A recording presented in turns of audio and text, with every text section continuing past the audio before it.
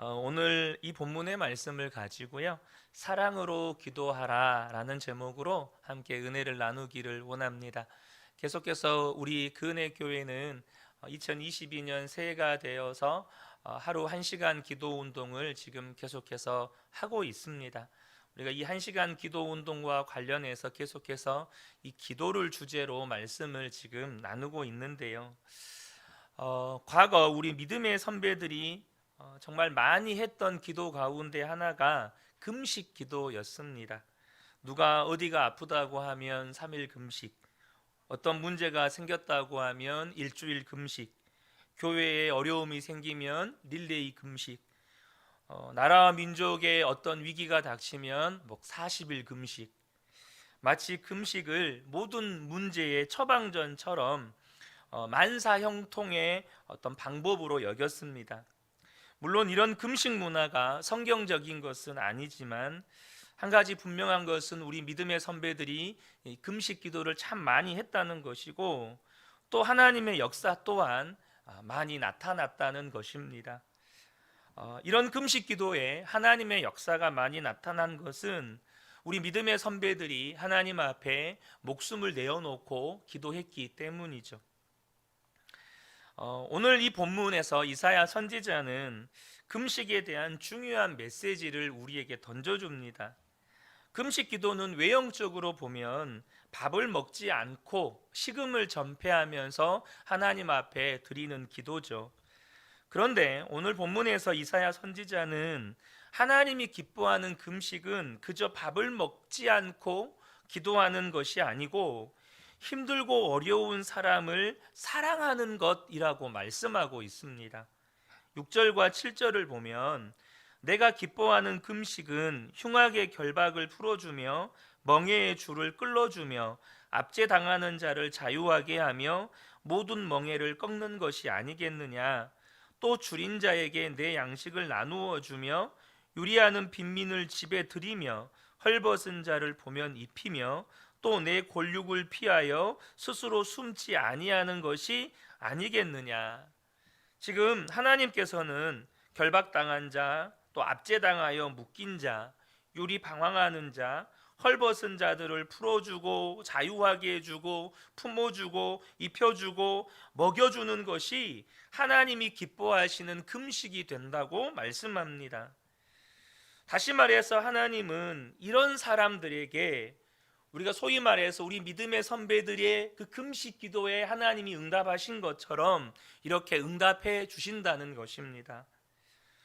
어느 목사님이 금식을 하던 중에 어린 아들을 큰 소리로 꾸짖었는데, 그 모습을 본 목사님의 아버지 되시는 장로님이 이 아들인 목사님에게 그럴 거면 금식하지 마세요. 그런 금식은 없습니다. 이렇게 책망하셔서 크게 회개를 하셨다고 합니다. 우리는 금식도요, 종교적으로 율법 생활처럼 할 수 있습니다. 금식이 마치 공로처럼 여겨져서 금식을 며칠 하면 하나님께서 큰 역사를 이루어 주시는 것처럼 그렇게 생각할 수 있어요. 그런데 여러분, 우리는요, 진짜 금식이 뭔지, 또 하나님이 정말 원하시는 금식이 무엇인지를 아셔야 합니다. 금식의 본 뜻은 밥을 굶는 게 아니고요, 내 자아, 내 이기심, 내 욕심이 꺾이는 것입니다. 밥을 안 먹는 이유, 그러니까 식음을 전폐하는 이유는 내 혈기와 정욕과 욕심과 이기심이 꺾인다는 뜻이지, 단순히 밥을 안 먹었다는 것, 며칠 동안 내가 굶었다는 것을 자랑하기 위해서가 아니라는 것이에요. 8절부터 11절을 다시 한번 제가 읽겠습니다. 그리하면 내 빛이 새벽같이 비칠 것이며 내 치유가 급속할 것이며 내 공의가 내 앞에서 행하고 여호와의 영광이 내 뒤에 호위하리니 내가 부를 때에는 나 여호와가 응답하겠고 내가 부르짖을 때에는 내가 여기 있다 하리라. 만일 내가 너희 중에서 멍에와 손가락질과 허망한 말을 제하여 버리고 줄인 자에게 내 심정이 동하며 괴로워하는 자의 심정을 만족하게 하면 내 빛이 흑암 중에서 떠올라 내 어둠이 낮과 같이 될 것이며 여호와가 너를 항상 인도하여 메마른 곳에서도 내 영혼을 만족하게 하며 내 뼈를 견고하게 하리니 너는 물된 동산 같겠고 물이 끊어지지 아니하는 샘 같을 것이라. 여러분, 이 말씀을 들으실 때 어떤 마음이 드세요? 여러분, 이 말씀의 내용을 보면 하나님은 정말로 엄청난 약속을 저와 여러분에게 해주고 계시는 것입니다. 그 내용들 하나하나가 예수를 믿는 우리가 얼마나 사모하는 내용들인지 몰라요. 그런데 하나님께서 우리가 어떻게 기도하면 이렇게 응답해 주시겠다고 말씀하십니까? 우리가 흉악한 결박당한 사람을 풀어주면, 멍에의 줄을 끌어주면, 압제당한 자를 자유하게 해주고, 모든 멍에를 꺾어버리고, 줄인 자에게 양식을 나누어 주고, 유리하는 빈민을 집에 들이고, 헐벗은 자를 입히고, 어려운 친지를 외면하지 않으면 하나님께서 우리의 기도에 이렇게 응답하시겠다는 것입니다. 자, 우리가 정말 많은 내용들을 이 이사야 말씀에 기록해 놓고 있지만 우리가 어떻게 기도하면 하나님이 응답하시겠다, 이것을 한 문장으로 이야기하면요, 이겁니다. 사랑으로 기도하면 하나님이 이렇게 응답하시겠다는 말씀이에요. 사랑으로 기도할 때 하나님이 이렇게 응답하시겠다는 것입니다. 하나님의 마음은 우리가 1시간 기도를 했는지 안 했는지에 있는 것이 아니고 정말로 사랑으로 기도하는 데 있다는 것입니다. 우리의 1시간 기도에 능력이 부어지고 삶의 변화가 일어나려면 반드시 우리의 기도가 사랑으로 드려지는 기도여야 한다는 것입니다. 여러분, 꼭 기억하셔야 합니다. 사랑 안에서 하는 기도가 가장 강력한 기도입니다. 근데요, 사랑 안에서 하는 기도란 기본적으로 하나님의 사랑 안에서 이루어지는 기도를 말합니다. 하나님의 사랑 안에서 이루어지는 기도는 어떤 기도를 말하는 걸까요? 여러분들은 그것을 다 알고 있습니다. 여러분, 우리 아이들이 어렸을 때 마트에 데리고 가면 우리 아이들이 자꾸 부모님들에게 뭘 사달라고 조를 때가 있습니다. 그럴 때 우리 부모님들 보통 어떻게 하십니까? 아이들이 사달라고 하는 것 다 사주십니까? 보통 그런 부모는 없죠. 아이가 정말로 잘못되기를 바라시는 부모는 아이가 사달라는 것 다 사주지만, 여러분, 정말로 아이가 사달라는 것을 다 사줄 수가 없어요. 그래서 다 사줄 수가 없기 때문에 어떻게 합니까? 때로는 사주지 않고 또 때로는 야단을 치기도 합니다. 그런데도 사달라고 끝까지 조르면 결국 등짝을 맞죠. 아무리 졸라도 이제 부모가 안 들어주면 어떻게 됩니까? 아이들은 잔뜩 골이 나서 화를 내기도 하고 울며 불며 바닥에 이렇게 들어 눕기도 하죠. 그런데요, 쇼핑을 마치고 마트를 나오면 또 언제 그랬냐는 듯이 엄마 아빠 옆에 딱 달라붙어서 손잡고 나옵니다. 그리고 집에 돌아오는 차 안에서는 그냥 부모님 품에 안겨서 자죠. 아이들이 왜 그렇게 할까요? 아이들이 조르는 것은 부모의 사랑을 믿기 때문입니다. 부모라고 믿으니까 마음껏 구하는 겁니다. 설령 부모님이 자기가 원하는 것을 들어주지 않아도 자기를 사랑한다고 믿으니까 계속 조르는 겁니다. 결국 자기가 원하는 것을 사주지 않으면 불평할 수는 있어도 상처받지는 않습니다. 그리고 금세 또 다른 걸 구하죠. 이것이 안 되면 이거 또 다른 걸 구해요. 여러분, 여기서 저와 여러분이 기도를 배우셔야 합니다. 이것이 사랑 안에서 하는 기도입니다. 사랑 안에서 기도가 이루어지는 거예요.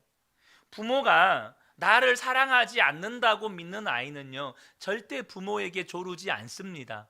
오히려 어떻게든 사랑받기 위해서 부모의 눈치를 보죠.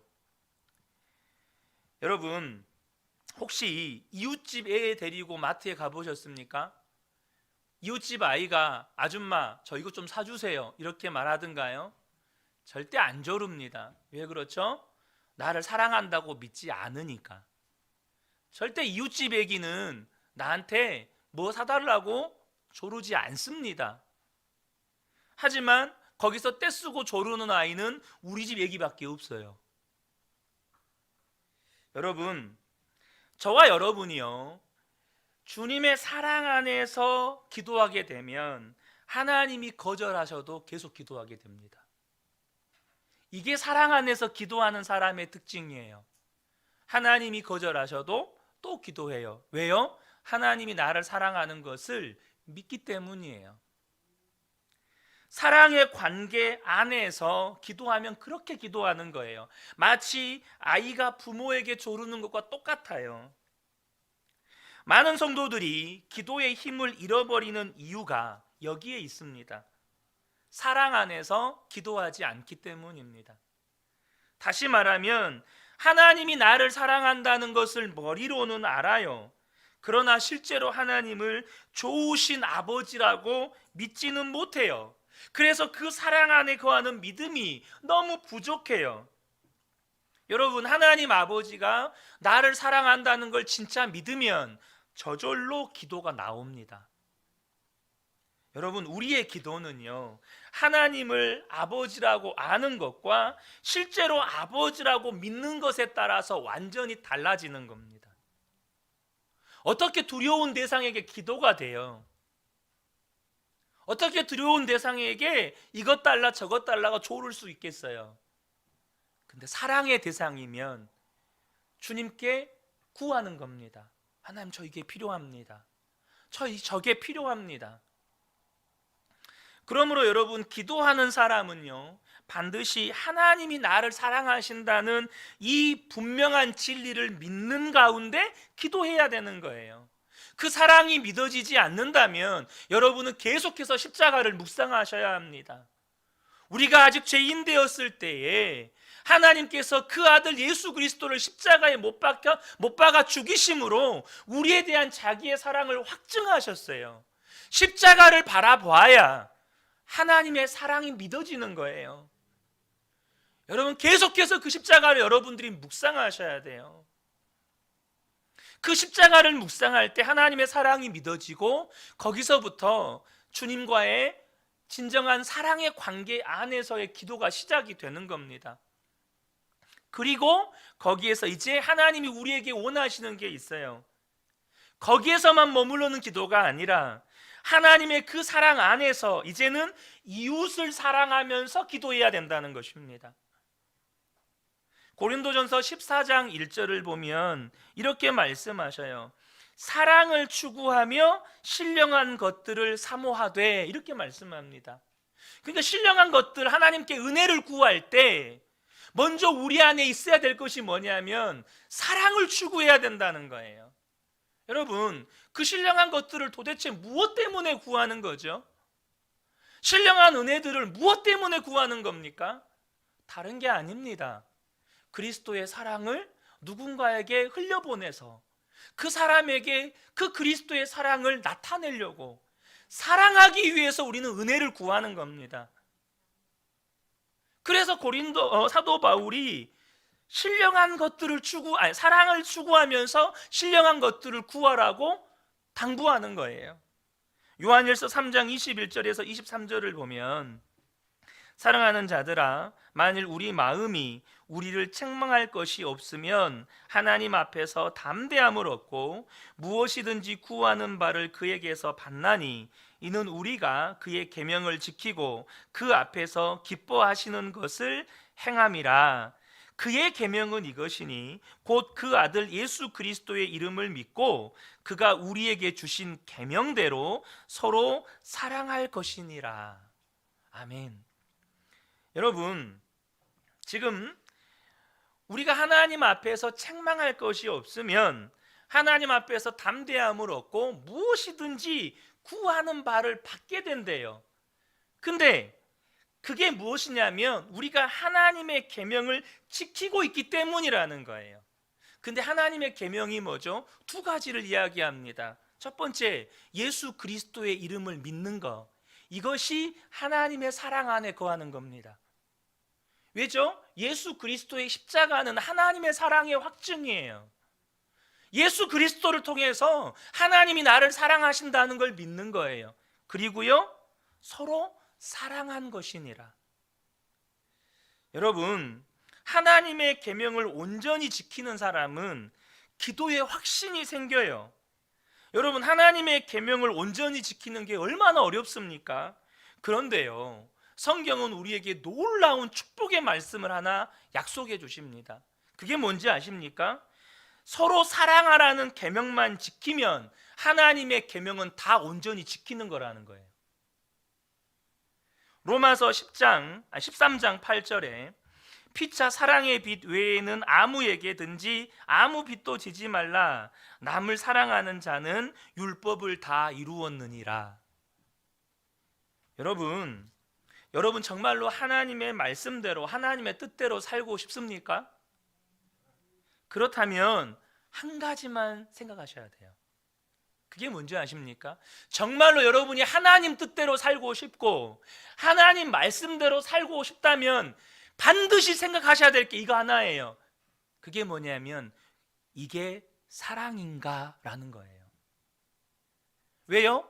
하나님이 이웃을 사랑하면 하나님의 모든 율법을 다 이룬 사람이라는 거예요.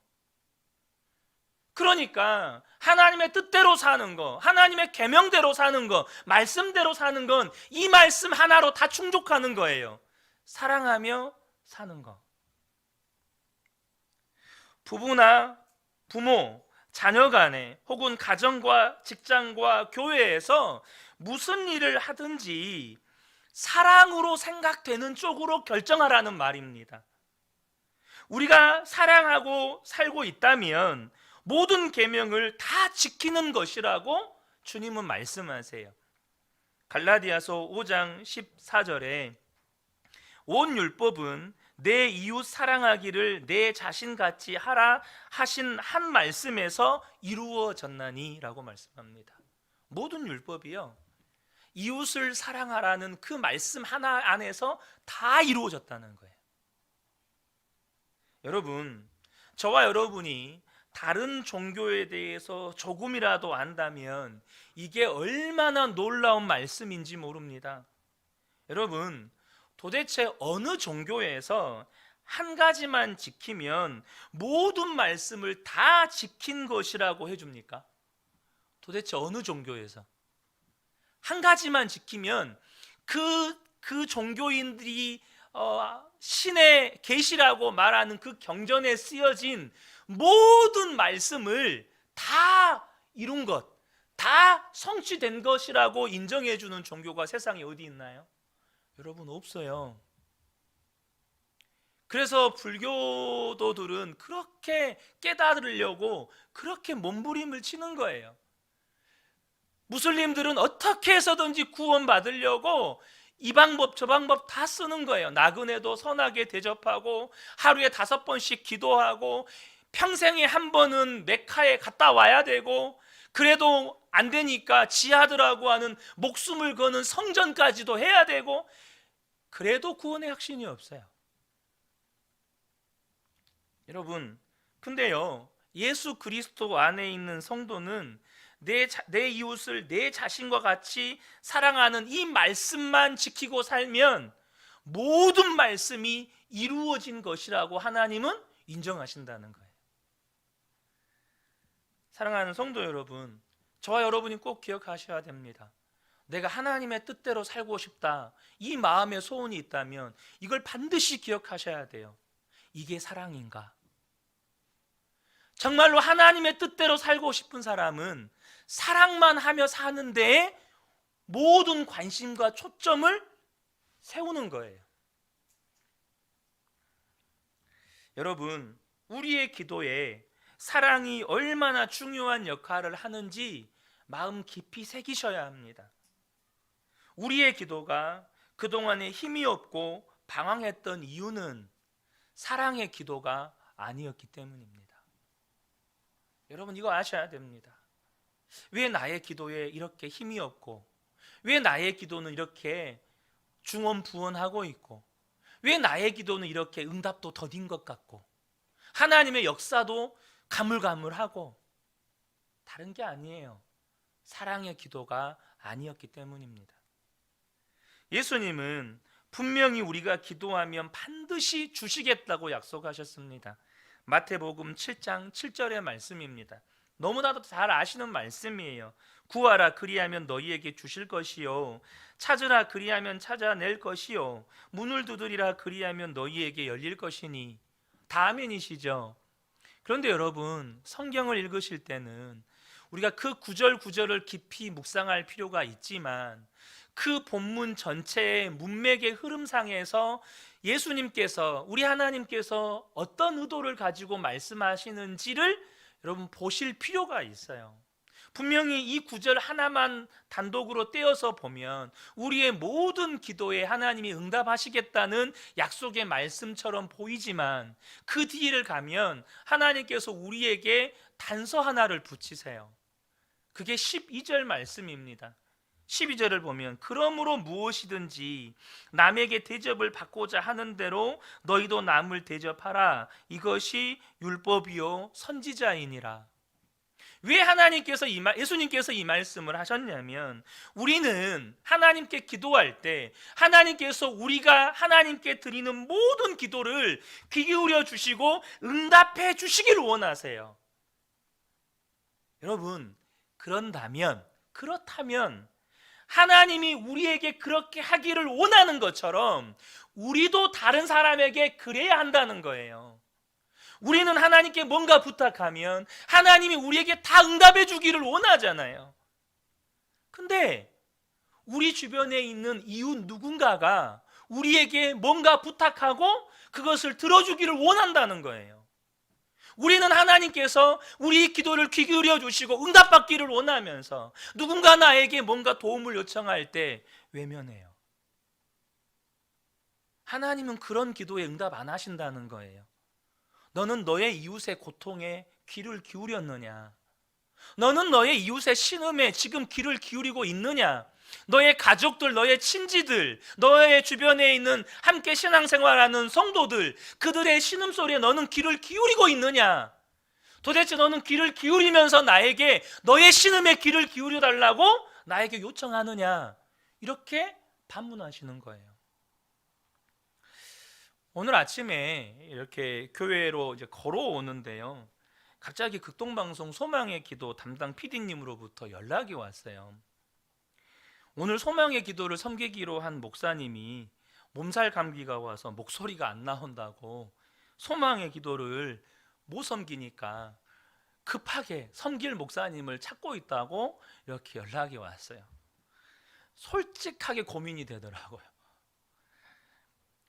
사실 제가 소망의 기도를 처음 섬길 때 수요 예배 수요일 날 이걸 섬겨야 된다는 것이 부담이 됐어요. 근데 하나님의 인도하심이라고 믿고 그렇게 수요 예배를 준비하는 부담이 있지만 이렇게 소망의 기도를 이제 했거든요. 근데 오늘 또 금요 기도회가 있잖아요. 그러니까 이렇게 요청이 오니까 순간 고민이 되는 거예요. 그런데 사실 제가 지난주에 이제 목감기로 너무 힘들었잖아요. 그래서 제가 그때 그 생각을 했어요. 만약에 다음 주 수요일에도 목 상태가 이 상태면 소망의 기도를 내가 인도를 섬기지를 못하겠다. 사실 그 생각을 하고 있었어요. 그런데 이제 주일부터 목이 상태가 많이 좋아지면서, 그래도 별로 그렇게 좋지는 않았지만 여기 목소리가 나오면서 그래서 이번 주 수요일에 소망의 기도를 섬겼거든요. 근데 그때 극동방송 PD님한테 부탁을 해야 되나 말아야 되나 엄청 고민을 했었어요. 딱 그때가 생각이 나더라고요. 그래서 고민이 짧았습니다. 9시 1분에 연락받고 9시 4분에 3분 만에 바로 연락하겠다고 연락을 드렸어요. 그래서 오늘 예정에 없던 소망의 기도를 섬기게 되었어요. 그런데 오늘 설교 내용이 이 내용이에요. 제가 만약에 담당 PD님의 부탁을 거절하고 오늘 설교를 했다면 제가 굉장히 위선적인 설교를 할 뻔했어요. 사실 제가 이거 본문을 정해놓고 이렇게 한 게 아니거든요.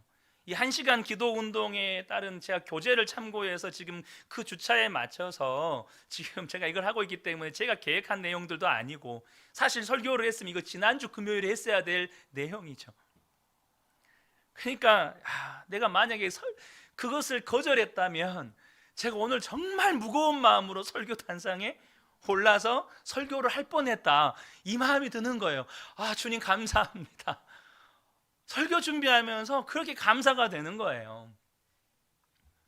여러분, 다른 사람들이 내게 달라거나 요청하는 것을 들어주는데 인색하고 그것이 힘들고 부담스럽다면 우리의 기도는 다 허사라는 거예요. 우리가 하나님께도 그리고 사람에게도 그렇게 해야 한다는 겁니다. 이제부터 여러분 기도하실 때 가족들이 내게 원하는 것을 들어주면서 기도하셔야 합니다.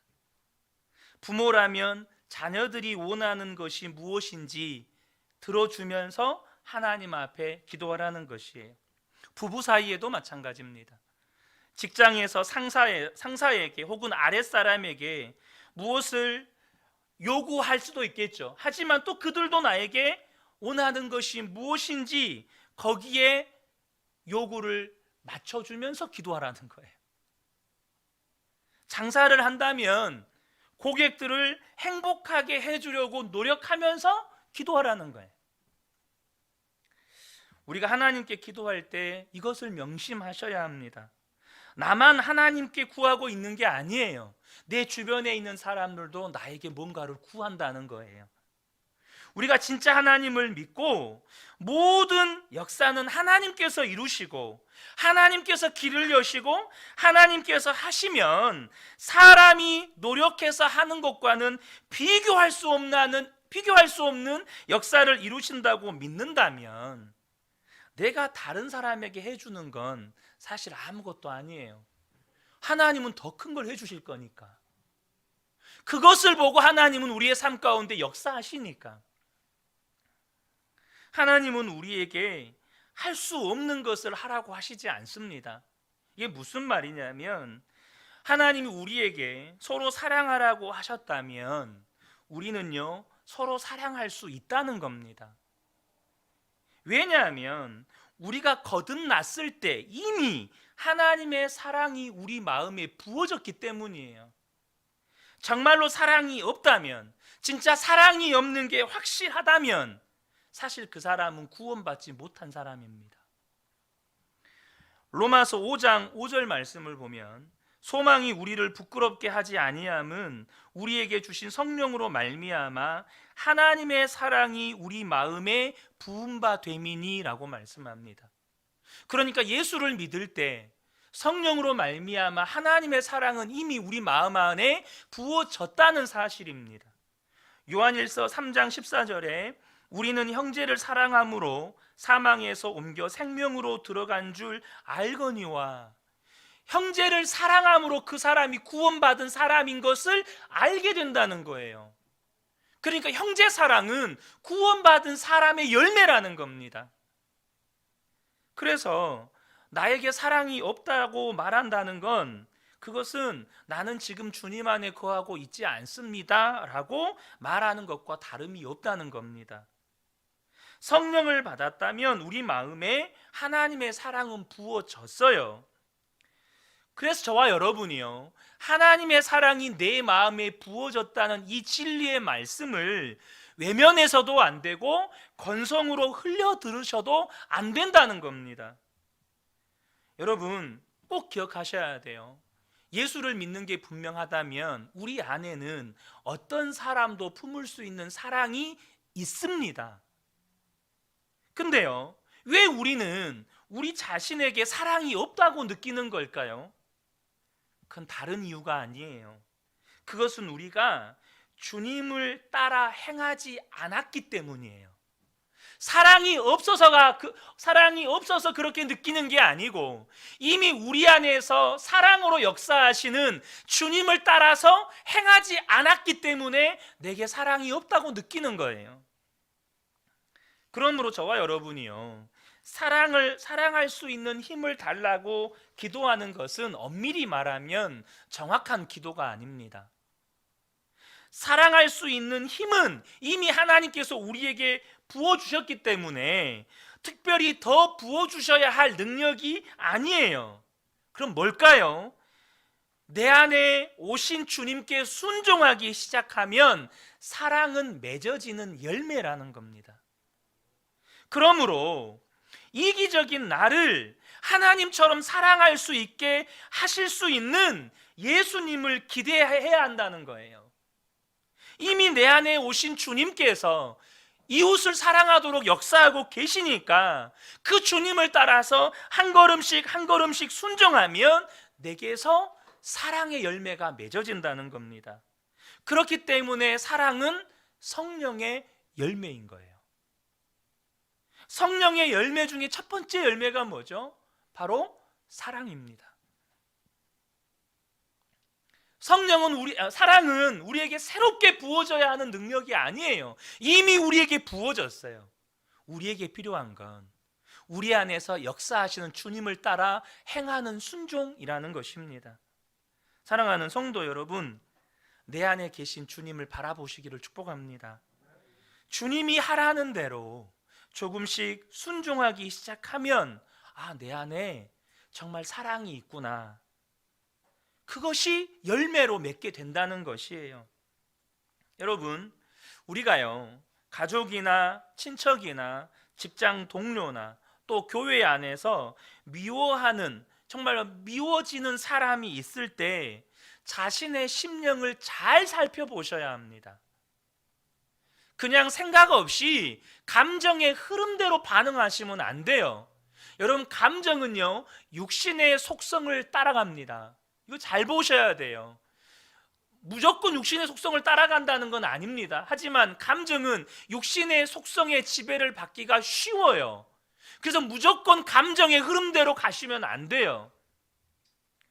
여러분, 우리가 누군가가 미워질 때 우리의 심령을 잘 보셔야 되는데요, 그 사람을 미워할 때 마음이 어떻습니까? 예를 들면 배우자를 미워하거나 자녀를 미워하거나 성도 누군가를 미워하거나 직장 동료 누군가가 너무너무 꼴보기 싫을 때, 그때 내 마음 안에서 일어나는 변화를 정확히 보셔야 돼요. 그럼 어떻습니까? 미워할 때 괴롭다는 거예요. 미운 게 안 밉다는 게 아니에요. 분명히 미워요. 꼴보기 싫어요. 근데 미워하는 그것이 내 마음에 걸려요. 왜 그럴까요? 성령님이 우리 안에서 근심하기 때문이에요. 하나님이 기뻐하지 않으신다는 생각이 들고, 그러면 안 된다는 무거운 마음이 들어요. 여러분, 구원받은 성도는요, 사랑하지 못하면 마음이 불편해져요. 그게 바로 성령님의 근심이라는 거예요. 하지만요, 분명히 알아야 할 것은 마음에 미움만 있는 것이 아니라는 겁니다. 마음에는요, 사랑도 있어요. 그러니까 미워하는 그 사람을 사랑하는 마음이 있어요. 여러분들 이거 경험해 보시지 않았나요? 사실 부모로부터 상처를 받은 자녀가 그 부모에 대한 증오심만 있을까요? 그렇지 않습니다. 한편으로는 그 부모에 대한 사랑이 있어요. 불쌍히 여기는 마음이 있다니까요. 그래서 미워하는 그 사람을 사랑하는 마음이 있어요. 분명히 우리 안에 주님의 마음이 있어요. 누구를 미워하고 용서하지 못하면 근심하게 되고, 누구를 품지 못하면 회개하게 하시는 주님이 우리 안에 계시기 때문이죠. 그러니까 우리 속에는 미워하는 마음과 사랑하는 그 두 마음이 동시에 공존하고 있다는 겁니다. 하나는 상대가 하는 대로, 그러니까 그 상대가 잘못한 대로 육신을 따라 미워하는 육신의 마음이죠. 그런데 내 속에 또 다른 마음이 있어요. 그 사람이 나를 원수처럼 대해도 그 사람을 용서하고 그를 위해 기도하고 더 사랑하는 주님이 내 안에 계십니다. 자, 거기에서 우리에게 남는 게 뭘까요? 그 중에서 우리는 무엇을 택할까? 육신을 택할까? 주님을 택할까? 미움을 택할까? 사랑을 택할까? 우리에게 주어진 일은 그것을 택하는 것이지 더 사랑의 능력이 필요한 게 아니라는 겁니다. 그 순간에 저와 여러분에게 믿음의 결단이 필요한 거예요. 주님, 나는 주님을 붙잡습니다. 용서라는 주님을 붙잡습니다. 사랑하는 주님을 따라 내가 사랑하겠습니다. 이 믿음의 결단이 필요한 거예요. 제가 예전에도 한번 말씀드린 게 있는데요. 제가 성품상 이렇게 그 정도에서 벗어나는 것을 잘 용납하지 못하는 그런 성품을 가지고 있었습니다.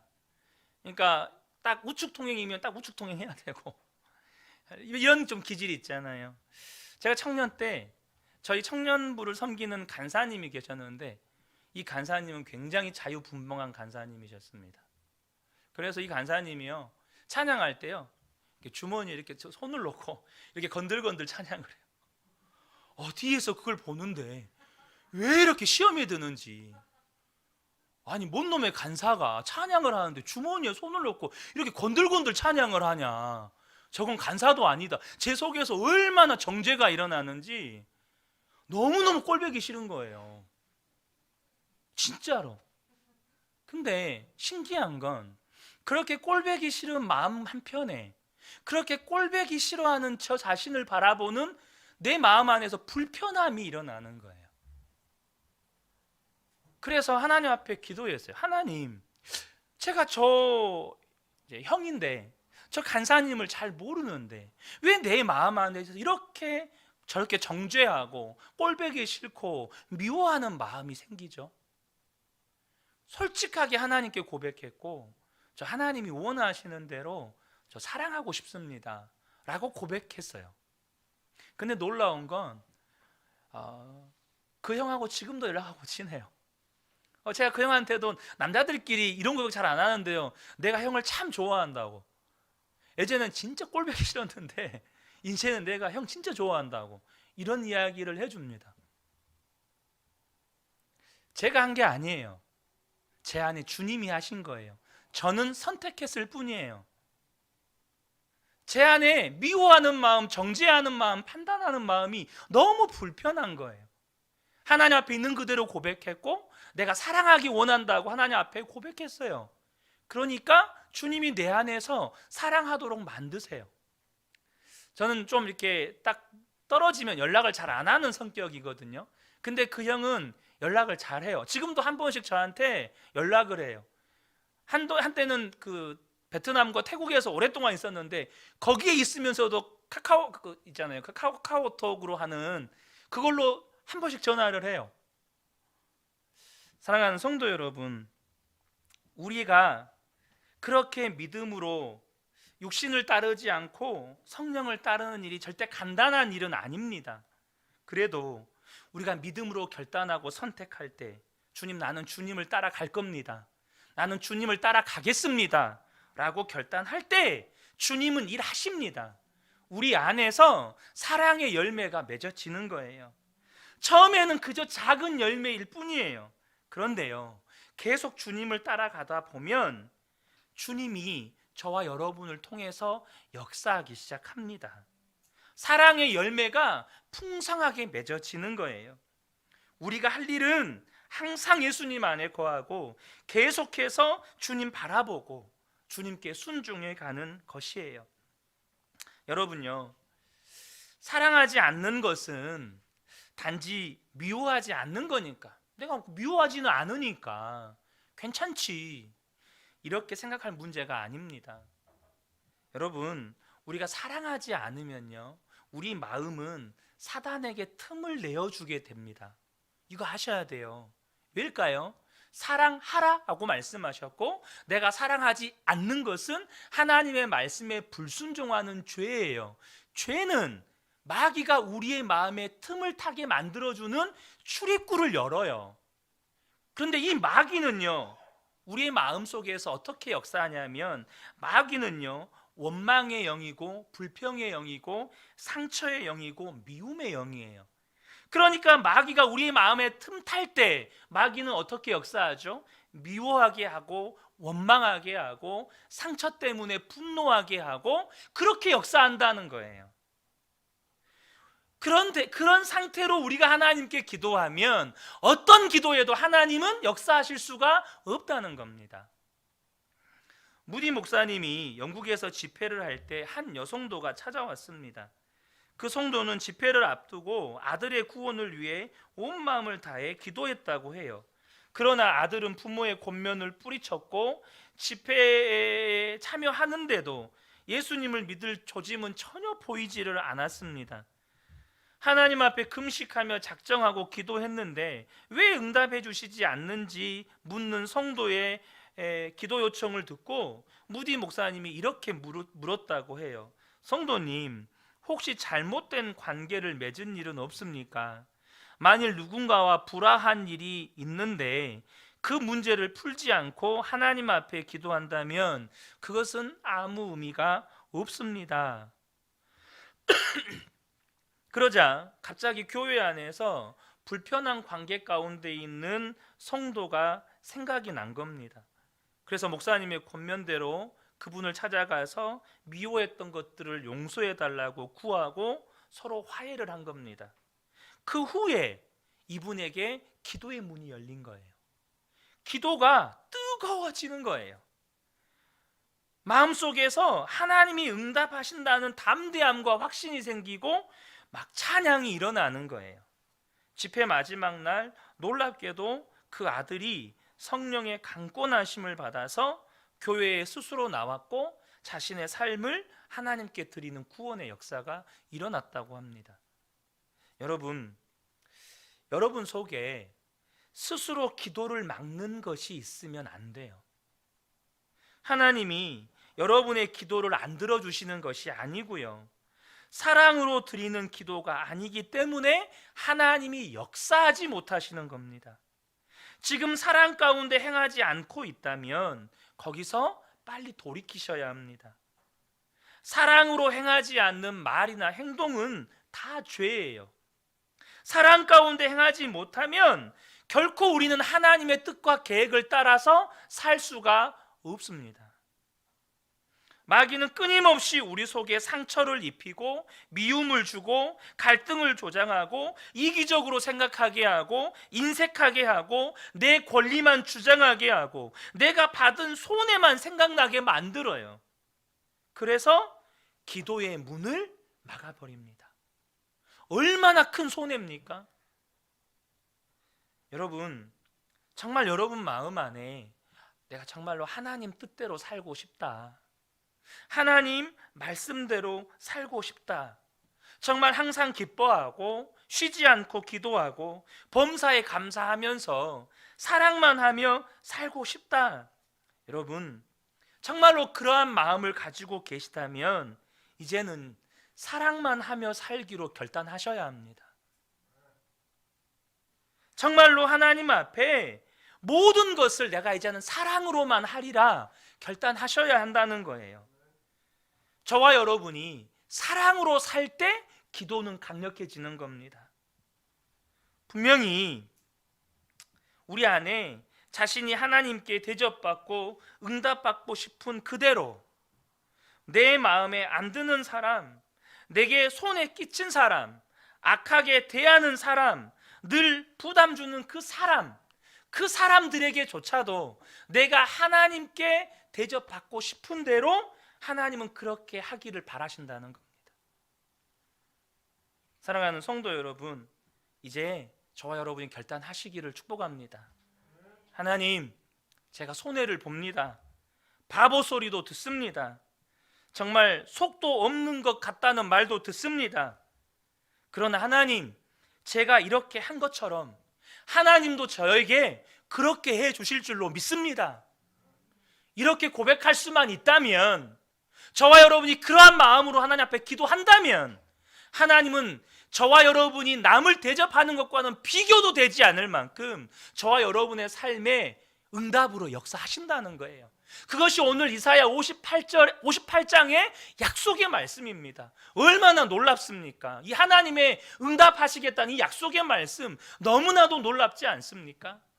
우리 오늘 끝으로 이사야 58장 8절에서 11절 말씀까지 하나님께서 우리에게 어떻게 응답하시기로 약속하셨는지 다시 한번 한 목소리로 읽어보고 우리가 함께 기도의 자리로 나아갔으면 좋겠습니다. 우리 8절부터 11절 말씀까지 한 목소리로 읽겠습니다. 시작. 그리하면 내 빛이 새벽같이 비칠 것이며 내 치유가 급속할 것이며 내 공의가 내 앞에서 행하고 여호와의 영광이 내 뒤에 호위하리니 내가 부를 때에는 나 여호와가 응답하겠고 내가 부르짖을 때에는 내가 여기 있다 하리라.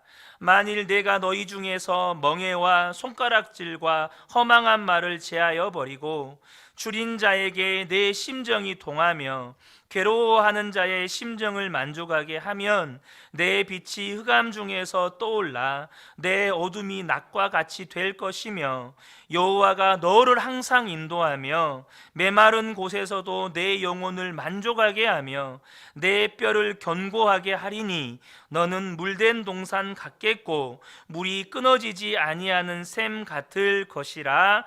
아멘. 하나님께서 이렇게 약속해 주셨습니다. 저와 여러분이 이 약속의 말씀 붙잡고 내가 하나님께 이렇게 대접받고 싶으니 하나님, 나도 이렇게 이웃들을 사랑하면서 살겠습니다. 그리고 그 사랑으로 내가 주님 앞에 기도하겠습니다. 이런 마음으로 저와 여러분이 이 밤에 하나님 앞에 나아가게 되시기를 예수님의 이름으로 축복합니다. 아멘.